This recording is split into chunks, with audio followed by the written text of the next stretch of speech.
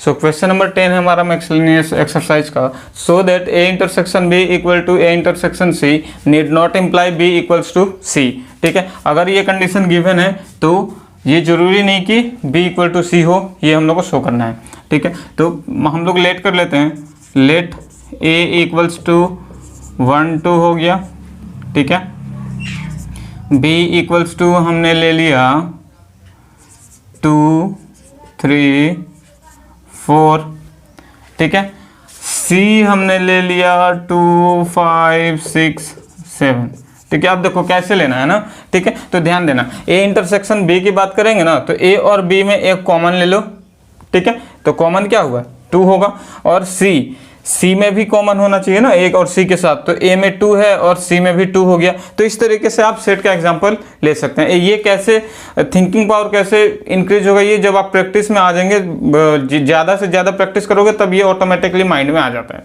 ठीक है, mind set हो जाता है। तो चलो क्वेश्चन क्या है वो देखते हैं। फर्स्ट ऑफ ऑल हम लोग ए इंटरसेक्शन बी निकालेंगे, है ना। तो ए और बी में दोनों में कॉमन क्या है, ये 2, तो ये हो गया 2 दोनों का इंटरसेक्शन। अब देखो, अब हम लोग क्या कर लेंगे, ए इंटरसेक्शन अगर सी निकालें, ए और सी में अगर कॉमन निकालें तो इसमें भी सभी क्या, ए में भी 2 है और सी में भी 2 है, दैट मीन्स इसमें तो 2 आ गया, क्लियर। लेकिन यहां पर हम लोग कह सकते हैं therefore A intersection C B equal to A intersection C, ये तो क्लियर है और ये गिवन भी है। But b equal to C ये होगा कि नहीं ये दिखाना है। तो यहाँ पर देखो b हमारा 2 3 4 है और c क्या है हमारा 2 5 6 7। ठीक है, तो ये आ रहा है क्या, नहीं आ रहा है। देयरफॉर हम लोग लिख सकते हैं it is not necessary that, marker खत्म हो रहा है, that b equals to c। ठीक है, ये जरूरी नहीं कि b इक्वल टू सी हो ही जाए, क्लियर। तो ये क्वेश्चन नंबर था हम लोग का 10। Question number 11, if A and B be two sets, if A intersection A equals to B intersection X equal to 5 and A union X equal to B union X for some set X so that A equal to B. ठीक है, फिर हम लोगों को क्या करना है, ए equal to B यानी कि 2 इक्वल सेट्स बताना है कि ए और बी क्या है, इक्वल सेट्स है। ठीक है, तो चलिए सॉल्व करते हैं, बहुत ही आसान है। हम लोग जानते हैं क्या, we know that A equals to, एक सेट ए को हम लोग क्या लिख सकते हैं, A intersection A union X लिख सकते हैं ना। हम लोग पहले भी बहुत बार इसको यूज कर चुके हैं। ठीक है, नहीं होता है तो फिर से एक बार समझ लो कि a इज इक्वल टू मान लो 2 3 है। ठीक है, और x इज इक्वल टू हो गया 3 4 5।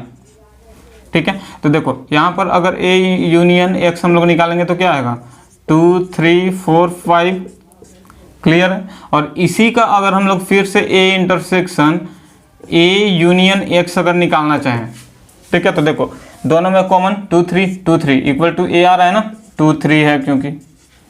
ठीक है, तो ये प्रॉपर्टी हम लोग यूज कर रहे हैं।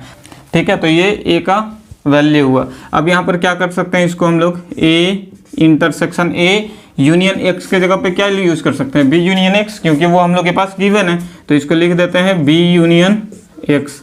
ठीक है, अब यहाँ पर क्या करना है, डिस्ट्रीब्यूटिव प्रॉपर्टी लगा देते हैं। ए का किसके साथ हो जाएगा, ए इंटरसेक्शन बी। ठीक है, फिर क्या होता है, यूनियन है बीच में, तो यहाँ पे यूनियन, अब ये क्या होगा, ए इंटरसेक्शन एक्स। ठीक है, अब देखो यहाँ पर एक कंडीशन है कि ए इंटरसेक्शन एक्स और बी इंटरसेक्शन एक्स दोनों का वैल्यू 5 है, मतलब दोनों के बीच में कोई भी एलिमेंट नहीं है कॉमन। ठीक है, तो यहाँ पर अब ए यूनियन बी, इसके साथ किसका यूनियन करना है, ये 5 का, क्यों, क्योंकि गिवन है A intersection X is equal to 5, clear. अब देखो यहाँ पर कोई भी यूनियन का 5 के साथ अगर हम लोग यूनियन निकालेंगे तो वो खुद का सेट आता है। ठीक है, अगर ए का 5 के साथ हम लोग यूनियन निकालेंगे तो there will be only 2 element 2 and 3 that is A. ठीक है, तो वही होगा यहाँ पर, इसको हम लोग क्या, ए इंटरसेक्शन बी ही आएगा। ठीक है, तो ये किसका वैल्यू आया, ए का। ठीक है।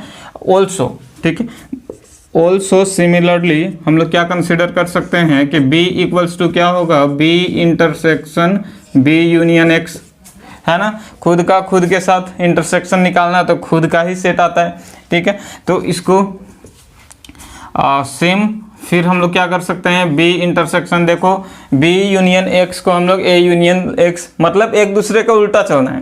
पहले हमने जिसको कंसिडर किया था सेकंड में अलग वाले को करेंगे, ठीक है। तो B यूनियन X के जगह पे अब हम लोग क्या कर सकते हैं, B intersection A union X, और फिर से यहाँ पर डिस्ट्रीब्यूटिव प्रॉपर्टीज लगा दो।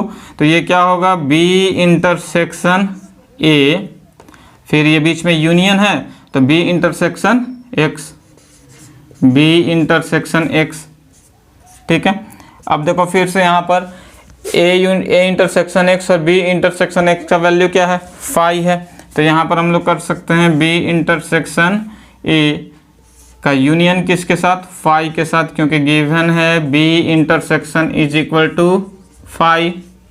Clear.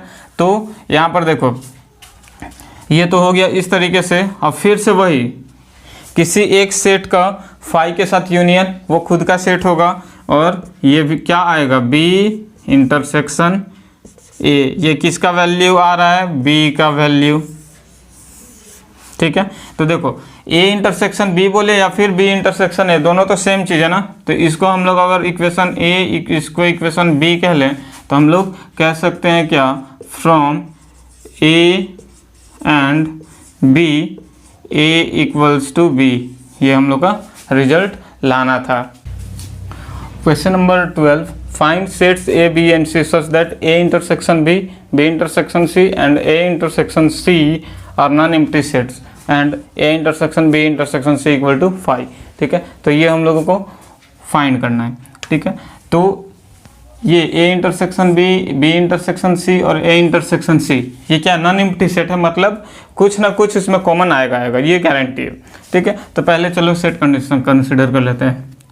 Suppose let A is equal to 2 3 एक सेट हुआ, ठीक है, and B is equal to कर लेते हैं 3 4 एक सेट। क्लियर। और A इंटर और C को कंसिडर कर लेते हैं 1 2 5 6, ठीक है। तो अब देखो हम लोग निकालेंगे क्या, कर लेते हैं पहले A इंटरसेक्शन B अगर निकालें, A और B में कॉमन क्या है, 3 है, ठीक है।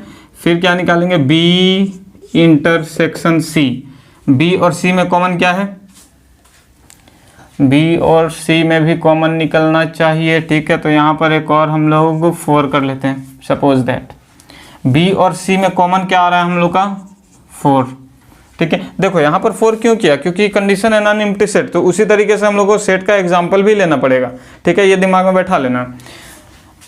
अब देखो क्या करना है, क्या निकालना है, तीसरा A इंटरसेक्शन C ना।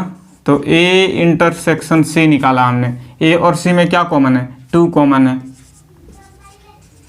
ठीक है। अब हम लोग को निकालना क्या है, अब नाउ जब A intersection B intersection C, तीनों में से अगर हम लोग निकालेंगे, ठीक है, तो तीनों में कॉमन A में B में और C, तीनों में कॉमन क्या है, क्या 2 इसमें है, नहीं है, इसमें है, ठीक है, 3 इसमें है लेकिन इसमें नहीं है। मतलब अगर तीनों का इंटरसेक्शन निकालना चाहेंगे हम लोग तो ये क्या आएगा, 5 आएगा, ठीक है। Therefore these are the example of sets A, B and C in which A and A intersection B, B intersection C and A intersection C are non-empty set, and also the intersection of the all 3 sets is empty set, मतलब 5 हुआ। Clear.